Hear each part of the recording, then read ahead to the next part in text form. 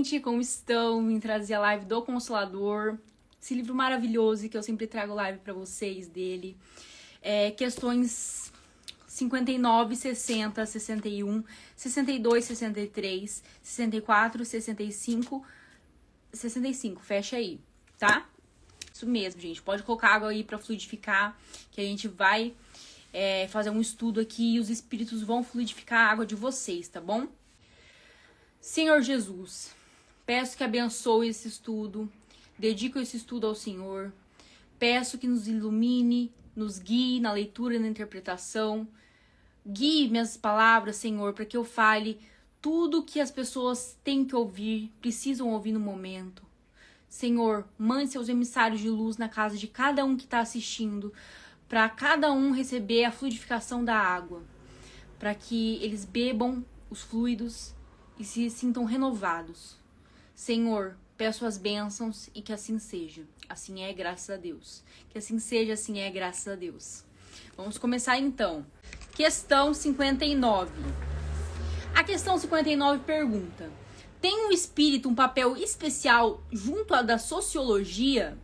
E a resposta é: na hora atual da humanidade terrestre, em que todas as conquistas da civilização subvertem nos extremismos, o espiritismo é o grande iniciador da sociologia, por significar o evangelho redivivo que as religiões literalistas tentam inumar nos interesses econômicos e na convenção exterior dos seus prosélitos. Restaurando os ensinos de Jesus para o homem, esclarecendo que os valores legítimos da criatura são os que procedem da conquista do coração, da doutrina consoladora dos espíritos. A doutrina consoladora dos espíritos reafirma a verdade de que cada homem será dado de acordo com seus méritos, no esforço individual dentro da aplicação da lei do trabalho e do bem. Razão pela qual se apresenta o melhor antídoto dos venenos sociais atualmente espalhados no mundo, pelas filosofias políticas do absurdo e da ambição desmedida, restabelecendo a verdade e a concórdia para os corações. Então aqui fala, gente, que o espiritismo é o grande iniciador da sociologia, né? Porque é o evangelho redivivo.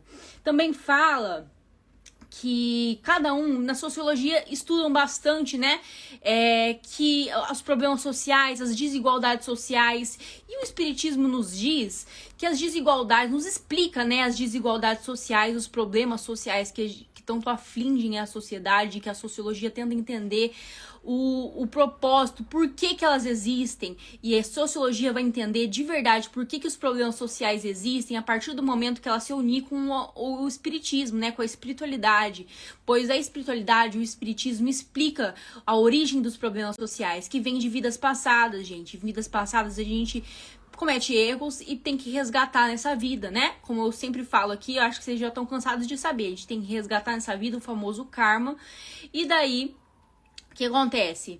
Acontecem as desigualdades sociais, os problemas sociais, problemas entre aspas, né? Porque na verdade é uma solução de Deus. É uma solução de Deus os problemas sociais. Ficou bonita essa frase, hein?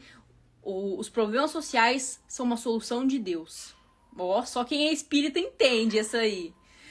Então, gente, daí é isso, galera. É isso. Agora vamos para 60. Como se deverá comportar o espírita perante a política do mundo? Resposta: o sincero discípulo de Jesus está investido de missão mais sublime em face da tarefa política, em face da tarefa política saturada das lutas materiais. Essa é a razão por que não se deve provocar uma situação de evidência para si mesmos as administrações transitórias do mundo, e que quando convocados tais situações pela força das circunstâncias, deve aceitá-las não como galardão para a doutrina que professa, mas como provação imperiosa e árdua, onde o êxito é sempre difícil. O espírita sincero deve compreender que a iluminação de uma consciência é como se fora a iluminação de um mundo, salientando que a tarefa do evangelho junto das almas encarnadas na terra é a mais importante de todas, visto construir uma realização definitiva e real, A missão da doutrina é consolar e instituir em Jesus, para que todos mobilizem as suas possibilidades divinas no caminho da vida. Trocá-la por um lugar de banquete dos estados é inverter o valor dos ensinos, porque todas as organizações humanas são passageiras em fase da necessidade de renovação de todas as fórmulas do homem da lei do progresso universal, depreendendo-se daí que a verdadeira construção da felicidade geral só será efetiva com base nas legítimas do espírito das criaturas. Gente, aqui tá falando que a gente nunca pode trocar a espiritualidade, o espiritismo por política. Nunca tem que querer comparar ou colocar no mesmo patamar, porque são duas coisas totalmente diferentes, tá? São duas coisas com valores totalmente diferentes. Aqui fala que a política do mundo é uma provação árdua. É uma provação árdua. Então a gente não tem que ser fanático por político. A gente não tem que ser aquela pessoa que faz tudo que lota. Eu já vi, gente, tem seguidor meu, e até gente que me critica, que tem o Instagram lotado com foto de político, com o número do político na biografia do Instagram, vídeo do político. Aquela pessoa que você vê, você sente dó da pessoa, porque a pessoa é viciada, é fanática por uma pessoa, por um humano que ainda faz coisas ruins, muitas vezes, para a população. Então, a gente nunca deve ser fanático por política. E se preocupar aí com a reforma íntima, que a pessoa aí falou, o espírita raiz deve se preocupar com a reforma íntima, verdade. A gente tem que se preocupar com o espiritismo, com a espiritualidade, com a nossa reforma íntima, com a nossa reforma moral, porque é isso que vai salvar a nossa vida. Isso que vai salvar a gente a longo prazo. A gente tem que pensar a longo prazo, não a curto prazo, sabe? A gente tem que sim se envolver com a política, fazer as coisas e tal, votar, vamos votar para deixar o mundo melhor, mas tendo o Brasil, pelo menos, né, o mundo ainda não dá, mas o Brasil pelo menos melhor, mas sempre em mente a ideia da espiritualidade, de que só vai acontecer aquilo que Deus permitir e aquilo que nós estamos merecendo, tá bom? Agora a 61. Como devemos encarar a política do racismo? O racismo na visão espírita. Gente, aqui segundo Emmanuel. Resposta. Se é justo observarmos nas pátrias do agrupamento de múltiplas coletividades pelos laços afins da educação e do sentimento, a política do racismo deve ser encarada como erro grave, porque pretexto algum justifica, entretanto, não pode apresentar base séria nas suas alegações, que mal encobrem o propósito nefasto da tirania e da perversidade. Então, galera, você vai tirar cartas hoje, pupila? Hoje não, hoje é estudo, tá, gente? Do Consolador. Aqui fala que o racismo é inadmissível, tá? O racismo é inadmissível porque não tem fundamento. Muitas pessoas viram pra mim e falam, gente, teve uma época no TikTok, quando eu fazia TikTok, que as pessoas falavam, o espiritismo é racista, o espiritismo é elitista, é racista, Allan Kardec era racista. Gente, Allan Kardec tinha muitas ideias racistas mesmo, por causa da época que ele viveu. Mas nunca o espiritismo é racista. Nunca, porque a doutrina não é de Allan Kardec, a doutrina é dos espíritos, né? A gente sabe disso, que a doutrina é dos espíritos, a doutrina é espírita, não doutrina kardecista. A gente não fala kardecista. A gente fala espírita, porque é dos espíritos. E os espíritos não admitem racismo, porque não tem fundamento nenhum, tá bom? Agora vamos pro próximo. 62. O não matarás alcançará o caçador que mata por divertimento e o carrasco que extermina por obrigação? Então aqui tá falando do não matarás, né? Se o não matarás se aplica àquele caçador que caça por diversão e o carrasco que tá matando por ser mandado matar. Tá bom? Vamos ler aqui. Resposta. À medida que se envolvestes nos sentimentos evangélicos, compreendeis que todos os matadores se encontram na oposição do evangelho sagrado. No grau de vosso conhecimento atual, entendeis que somente os assassinos que matam por perversidade estão contra a lei divina. Quando avançardes mais do caminho, aperfeiçoando o aparelho social, não tolerais o carrasco, e quando tiverdes mais espiritualizados, enxergando os animais como irmãos inferiores de nossa vida, a classe dos caçadores não terá razão de ser. Lendo os nossos conceitos, recordareis os animais daninhos, e do íntimo havereis a ponderar sobre a necessidade do seu extermínio. É possível, porém, que não vos lembreis do homem daninhos e ferozes, os homens daninhos e ferozes. O caluniador não envenena mais do que o toque de uma serpente? O armamentista ou político ambicioso que montam com frieza o maquinário da guerra incompreensível não são mais impiedosos que o leão selvagem? Ponderamos essas verdades e reconhecemos que o homem espiritual do futuro, com a luz do evangelho, na inteligência do seu coração, terá modificado seu ambiente de lutas, auxiliando igualmente os esforços evolutivos de seus companheiros no plantão inferior na vida terrestre. Então, gente, aqui fala do não matarás, né? Se o caçador que mata por diversão e o carrasco que mata por obrigação se incluem no não matarás e são condenados pela lei dos 10 mandamentos. Aqui diz que não. Emmanuel diz que não, tá? Somente aquele assassino que mata por perversidade que se inclui no não matarás, tá? Por quê, gente? Porque aqui sobre matar animais, né? A gente mata mosca, a gente mata barata, a gente mata rato, porque são animais daninhos, né? Que estão numa fase de evolução, que necessitam disso, Deus permite com que nós matemos eles, né? Agora, sobre matar animais maiores, né, por diversão, é a mesma coisa, gente, é a mesma coisa, não é porque é maior que virou outra coisa, tá? É a mesma coisa, Deus permite porque é o grau de evolução que o humano se encontra, né? E um dia a gente vai evoluir ao ponto de ver os animais como irmãos mais novos, irmãos inferiores, né? Então a gente não vai matar mais, ninguém vai matar mais animais, né? Nem para comer, nem por diversão. E o carrasco não vai mais existir, porque não vai existir mais ódio, né? Raiva, pessoas mandando outras fazerem coisas que elas não querem e etc. Tá bom? Agora 63. Considerando a determinação positiva do não julgueis, como podemos discernir o bem e do mal sem julgamento? Resposta. Entre julgar e discernir há sempre grande distância.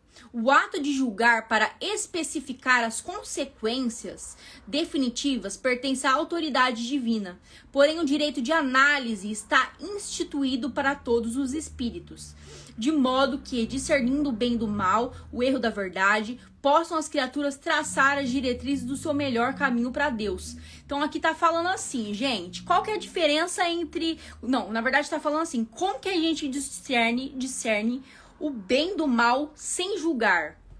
E aqui Emmanuel fala que existe uma diferença muito grande entre discernir e julgar. Discernir é uma coisa, julgar é outra. Quando a gente discerne, a gente separa o que é bom, o que é ruim, e o que a gente pode seguir, e o que o outro tá fazendo de bom ou ruim, que ele pode seguir ou não.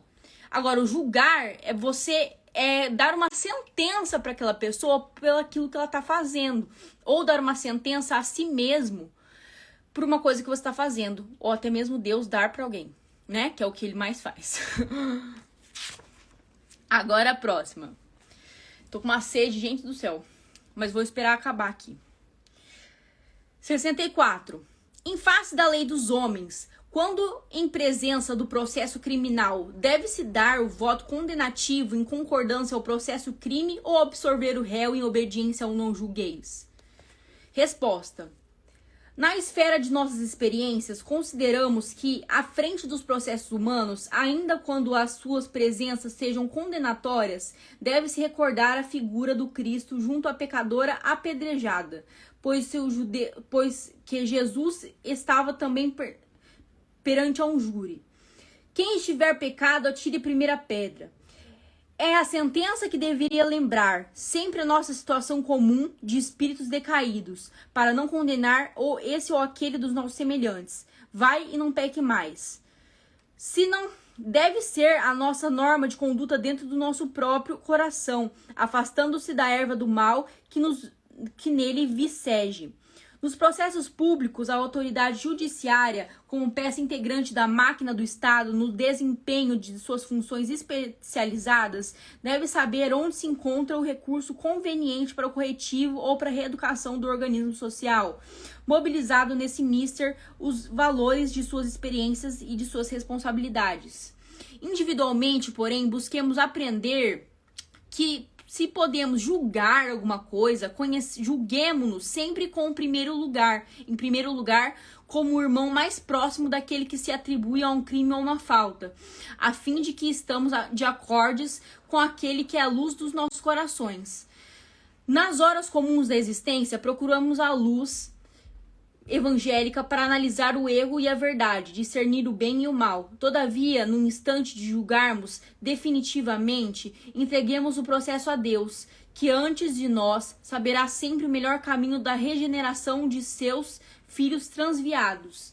Então, galera, aqui tá falando assim, que quando nós temos a oportunidade de julgar algo, quando Deus nos dá essa oportunidade de julgar, que nós julguemos com sabedoria, tá? Que nós possamos pegar e julgar para dar o corretivo certo, da forma certa, para fazer aquela pessoa não errar mais, sabe? É dessa forma que se corrige. Agora, isso se aplica bastante a juízes, né? Que devem... Eu acho importantíssimo eles lerem isso aqui, porque é muito bom para um juiz ler isso aqui, porque ele reflete mais como a sentença que ele dá reflete em outra pessoa, como impacta em outra pessoa, né? Porque é um ser humano, é uma vida, é uma pessoa humana, é um espírito também acima de tudo, que erra, que acerta, que tá aí na evolução, na mesma evolução do juiz, tá no mesmo barco que ele, né? Agora vamos para a última, 65. O homem que guarda responsabilidade nos cargos públicos da terra responde no plano espiritual pelas ordens que cumpre e faz cumprir? Esse é curtinho, hein? Resposta. A responsabilidade de um cargo público, pelas suas características morais, é sempre mais importante que concedida por Deus sobre um patrimônio material. Dai a verdade que, na vida espiritual, o depositário do bem público responderá sempre pelas ordens expedidas pela sua autoridade nas tarefas da terra. Então fala que sim, gente, o funcionário público, sempre quando ele faz uma coisa certa, ele recebe de volta tudo aquilo que ele fez de certo, e sempre quando ele faz uma coisa errada, ele recebe de volta aquilo que ele fez de errado, paga por aquilo que ele fez de errado. Tá bom, fechamos o estudo aqui, deixa eu ver quantos minutos deu. 20 minutos, gente. 20 minutos de estudo não é nada, sabe? A gente fica o dia inteiro no celular vendo nada de útil e não consegue ficar 20 minutos num estudo, sabe? Isso é bom pra mim e pra vocês, porque eu realmente me esforço demais pra estudar a maior parte do meu tempo. Porque na outra parte do meu tempo eu fico fazendo coisas inúteis. Então, se eu faço 5 horas de coisas inúteis, eu tenho que fazer 5 horas de estudo também. Tá bom? Pupilona, vai lá no direct. Eu vou lá, tá? Vou lá, Nádia. Só deixa eu terminar a live aqui. Nem parece que foi 20 minutos, nem reparei no tempo. Nem eu. Nem eu aqui. Foi tão rápido, né? Tem alguma pergunta, gente? Fala pra mim qual foi o texto que vocês mais gostaram. Pupila, quem tem karma significa que veio de outras vidas? É reencarnação? Não, o karma, ele é um débito do passado que você está pagando, tá bom? Reencarnação é quando você reencarna, você vai reencarnando, você é um espírito imortal, né? Vamos supor que você é um espírito imortal. Vamos supor não, né? Você é um espírito imortal. Você passa de corpo para corpo em vidas diferentes, sabe? E nessas vidas você paga os karmas, as expiações, que no espiritismo a gente chama os karmas de expiações, né? Porque se você errou numa vida, você vai ter que pagar em outra, entendeu? 20 minutos de muito aprendizado, gostei de tudinho. Então, gente, muito obrigada pela live, espero que tenham gostado. Vamos fazer a prece de encerramento aqui. Senhor Jesus, obrigada pela live de hoje, obrigada pelo estudo de hoje, pelos ensinamentos que nos destes. Obrigada por fluidificar a água de cada um que está assistindo. Obrigada, Senhor, por tudo que tenho feito, pelas minhas palavras ditas, pelo meu pensamento. Senhor, peço as bênçãos e que assim seja. Assim é, graças a Deus. Que assim seja, assim é, graças a Deus. Um beijo, gente. Vão lá na live gravada, que eu vou deixar a live gravada, tá? E comentem, eu estava na live, a live foi muito legal, adorei o estudo. Comentem a parte favorita de vocês do estudo e etc. Um beijo e até a próxima.